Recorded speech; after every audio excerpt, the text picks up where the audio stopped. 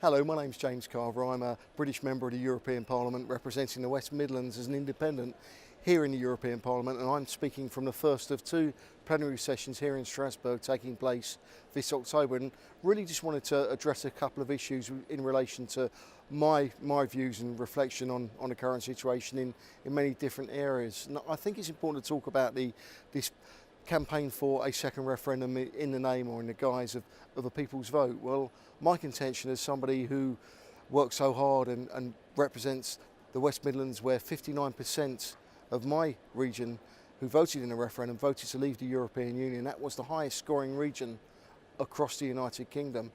I really feel we had our people's vote, and that was the vote that took place with the European Union referendum. And the Prime Minister at the time was very clear that he would be implementing the decision of that referendum come what may.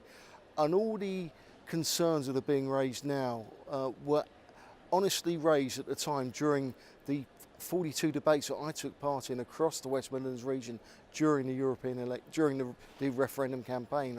We addressed the issue of the Irish border, which of course is an issue very close to my heart. My wife is an Irish citizen, and I have family living in South Armagh.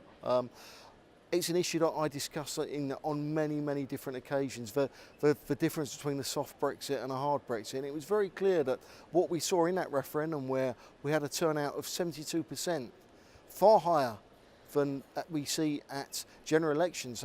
That showed that people who wouldn't vote for any political party were prepared to go out and vote on the question of our country's relationship with the European Union. And one thing that came out, and it's been said by many politicians, was the uncertainty that could possibly come out of still being unsure. And I think the clarity that has been given since the referendum by various serious political commentators that we can't go back and have another referendum, because all that does is create greater uncertainty. And the West Midlands, of course, is known, generically as the workshop of the world, Birmingham, the city of 1,000 trades. And my region is a region that has many small and medium-sized business enterprises.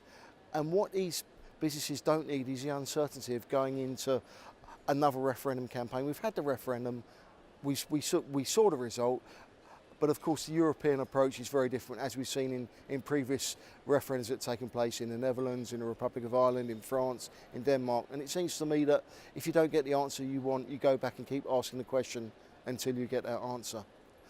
I think it's very clear, actually, here in the European Parliament, there is no appetite, I think, for a sensible Brexit deal. And I think that's borne out in the fact that the European Parliament Brexit Steering Committee of 6 people, 4 of the people on those committee, Elmar Brok, Roberto Gualtieri, Guy Verhofstadt, of course, who is the Parliament's lead negotiator on Brexit, and Dana Hübner, who is a respected and senior MEP, indeed a former European Commissioner.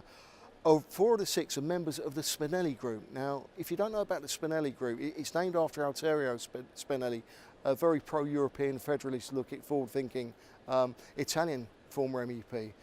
And this group was set up really in memory of Signor Spinelli, and actually to talk about ever closer union.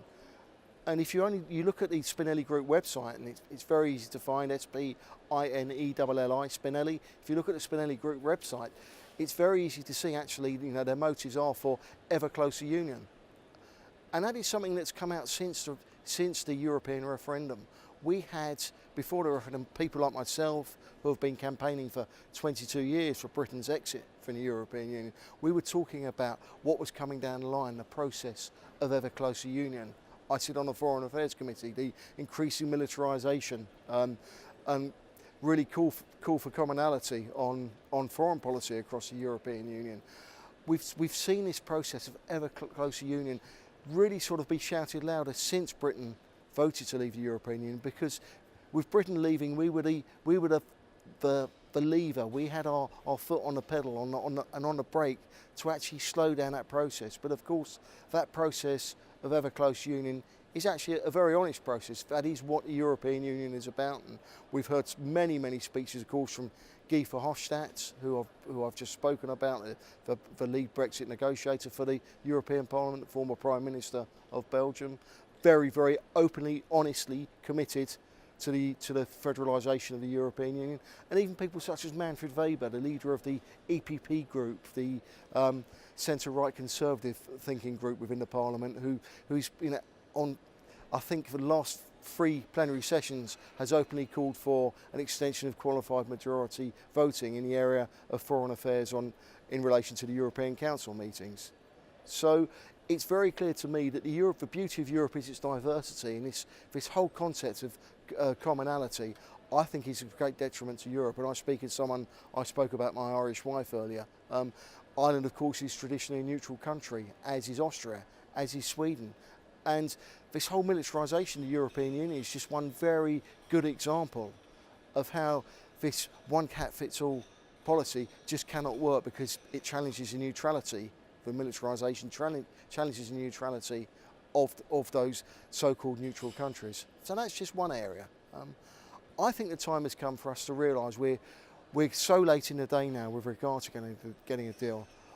I take the view as someone who was always in favour of what my opponents would call a hard Brexit. I call it a true Brexit.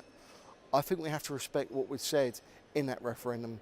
More than 1 million people voting to leave the European Union. We've got to respect what was said in that referendum, and I think we have to now get ready for a deal outside the European Union and leaving on a no-deal basis. I speak privately with senior politicians within the European Parliament, within the European institutions, and many are now saying to me that they think there will be a no-deal scenario, because they just cannot see how we can reach agreement in such areas. So I say, great, let's do that. Let's leave the European Union on a no-deal basis, and actually from outside the European Union we can actually then look to see whether we can negotiate a deal that is in the best interests of both parties. And we can do that again without all the petty politics, without the Guy Verhofstadt with his federalist agenda, without the campaigning to be who's going to be the next president of the European Commission. Let's get back to nitty-gritty. Let's get back to business, and we can have a situation where actually the agenda with regards to the European Union is being given from a way where the European institutions are being lobbied by the shareholders and directors of the big industrials within the European Union, the Peugeot, the Renault, VW, Audi, BMW. We have French champagne producers. The United Kingdom is the largest market for French champagne across the globe. We want to carry on buying those products because we like the products. Let it be consumer-led. That's the way we should be doing things. Countries don't trade with countries. Companies and consumers trade with companies and consumers because we happen to like the product that's being produced, and we will continue to do so.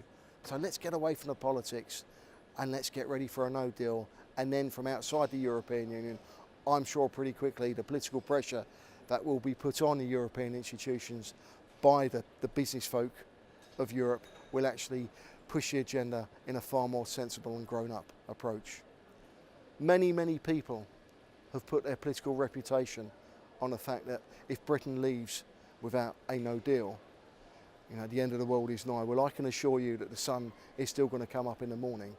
And I say to you, actually, and I say to the people who are making such scaremongering stories, think of your own political reputations, because as we saw directly after the referendum results only a few years ago, the doom and gloom merchants were proved wrong.